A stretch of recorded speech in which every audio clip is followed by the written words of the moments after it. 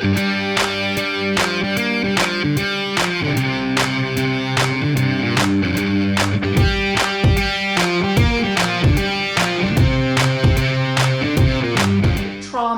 healing all of that, looking at what happened when you were a kid, all the things we don't really want to think about. How was your relationship with your dad? How was your relationship with your mum? You're like, I don't want to talk about this shit, it's uncomfortable. Can't I just hold some crystals and meditate and praise the gods because it feels a lot better, right? And I totally get that. So when you're looking at these advanced principles, you're avoiding all this work here. So you can't go from 0 to 10, right? And you think, oh, I've just gone to this really advanced place in spirituality, but you haven't been through the shit. And the thing is about the authors and the teachers who are over here, and like, I'll be legit, like, I'm not there.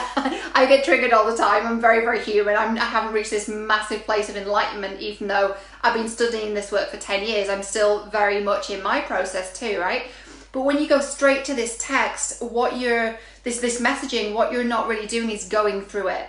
And you feel like you've got a shortcut, but you haven't been through it. So you think you're over here, but you're actually still here, and you're going round and round and round in circles. You cannot bypass this section of growth, right? You have to go through the difficult stuff, and you have to get uncomfortable. So let's talk specifically about what this can look like in terms of dating, right? So if you are really getting into your spirituality and you're not going into the psychological stuff, so like, how was your relationship with your mum? How was your relationship with your dad? What trauma have you been through? Have you done the work to heal that trauma? How are you at relating to people on a day-to-day basis? Are you really angry? Are you really resentful? And you're just saying, oh, I'm just going to be love and light and all things nice, and actually you're pissed, right? And there's nothing wrong with anger. Anger can actually be a real catalyst for change. Appropriate anger, right? Being angry at a situation that is unjust and is unfair can actually really kind of put a rocket up your ass, so to speak, to really fire you off in the right direction. So appropriate anger absolutely can create change. But if you feel like anger's something you shouldn't feel because it's not spiritual, then you're going to suppress it, and you're going to become one of those women at spiritual events. Let me know in the comments if you've encountered these people. I have, quite recently. One of those women at spiritual events, or men I suppose, but I've seen this more with women, who are, oh, namaste, love and light, but they're like saying it through like a grimace. And you can tell they're like really resentful and really bitter, but they're trying to pretend to be like really happy, and they're not. And it's okay to not be happy. I know that's probably not a very popular thing to say in this whole world of growth and personal development and spirituality, but it's okay to not be happy. But look at why you're not happy and really deal with that and work through it and get to the other side in a really real way, instead of trying to bypass it and pretend it's not going on and kind of putting blinders on and pretending like everything's fine when it's not. Like, really face your stuff, right? So if we're not doing that, what we do is we can spiritualize dysfunction and ignore attachment styles. So when it comes to spirituality and dating, right, you're like, is he my twin flame? Is he my soulmate? The amount of questions I get on like podcast interviews, in DMs, in comments, saying, I've met this person and I'm not sure if they're my twin flame or not. I understand that the need to know. I would say 80% of the time people that say this are actually not dealing with a twin flame at all. We get into this whole thing of, you know, is he my twin flame?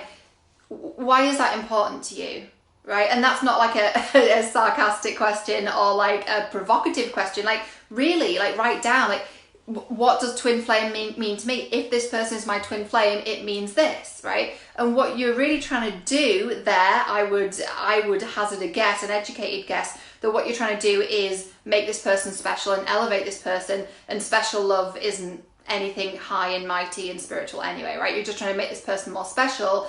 And what you will do is you'll justify bad behavior because, oh, he's my twin flame. Like, what? Like, that's just crazy. It doesn't make any sense, right? So we can look at attachment styles as well, and there's a whole history around attachment styles and where it's formed and where it comes from.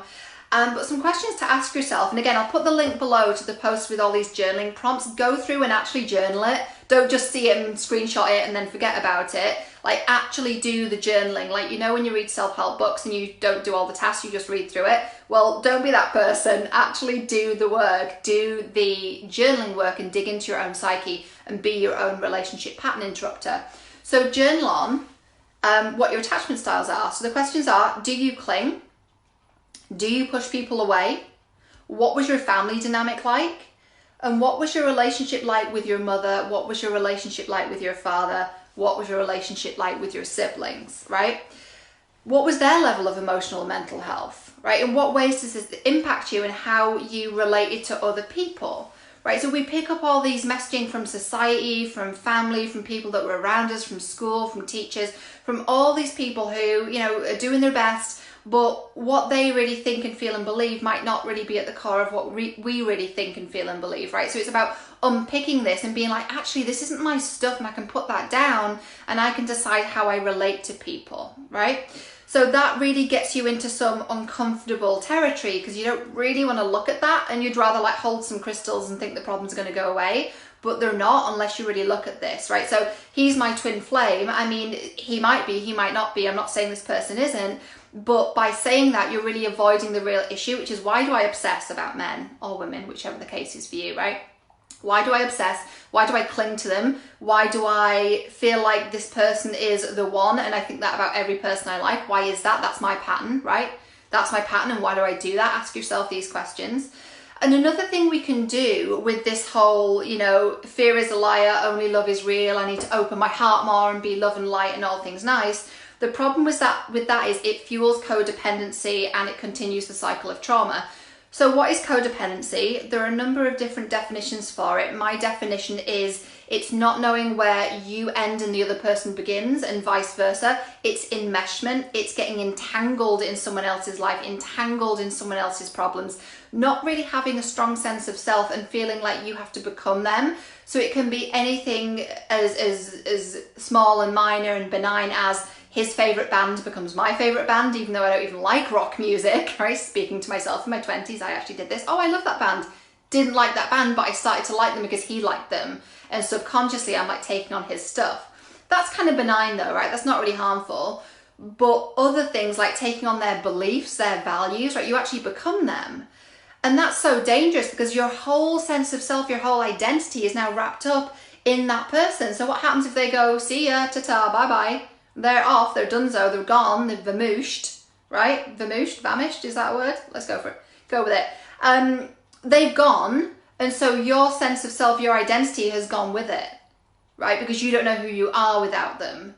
That's codependency. Codependency is also overgiving, it's clinging, it's feeling like you need to fix other people. You know you're codependent when you've done something really nice and loving for someone, but you feel pissed off about it. Like that's not good. And often when we're doing that, we're actually not doing it to help the other person and to be a good citizen of the world. We're doing it because we're trying to avoid our own uncomfortable feelings, because we don't want to say no, and we don't want to deal with the possible ramifications and what they might say to us if we say no, and what that might mean for the relationship.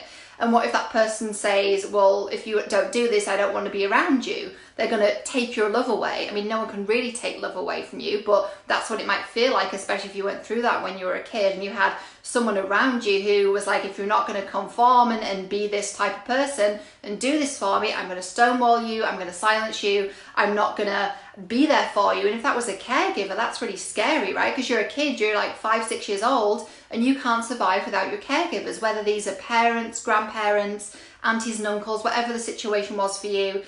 If they do that, your childlike self can't really compute that, and you're like, I'm in danger, I can't survive without them. And so you learn to conform and give yourself away and do that thing where we kind of fragment the self and we're not really sure who we are, and we just become whoever we're close to, right? It's coming from this childlike state of, I need to fawn over them, right? Fawning is actually a trauma response. We have fight, flight, freeze, and fawn. I'll perhaps do another video on fawning because it's really relevant. So you learn to enmesh yourself with other people as a survival mechanism. Now, obviously, you can take care of yourself. You're an adult, but you're not going to realize that, and you're not going to know that because all that stuff is subconscious and it's running in the background. And if you're not aware of it and you're not dealing with it because you're busy, you know, drawing a card to see if it's your twin flame, or you're, you know, carrying rose quartz because it's, you know, all love and light and everything. I do love a rose quartz, by the way, but in isolation, it's not going to stop you dating idiots, right? It's just not. So you need to really dig into what's really going on there, and it can get uncomfortable, but this is where change occurs. It's almost like ripping off a plaster or ripping off a band-aid if you're in North America. It hurts for a second, but then it heals and you can move forward. instead of trying to put a crystal on the wound and wondering why it's not healing, right? I feel like I'm really dissing crystals in this in this video. I do love a crystal, but like that alone isn't going to fix your shit. It's just not. So it's worth looking again at what your dynamics were in your childhood home, right? Were you the caregiver? Did you have to, I'm trying to think of some examples from clients. Did you have to take care of a parent? Did you have a parent who was either mentally ill or emotionally not really there? Or you had to fix their problems, be the person that listened to them all the time? Did you have a really ill family member, right? And again, none of this is anyone's fault. It's just that was the situation. And perhaps from a young age, you really had to be the person who was taking care of them. And what that does is it builds up this belief, again, subconsciously, right? But we're becoming consciously aware of it now. It builds up this subconscious belief that my needs are not important.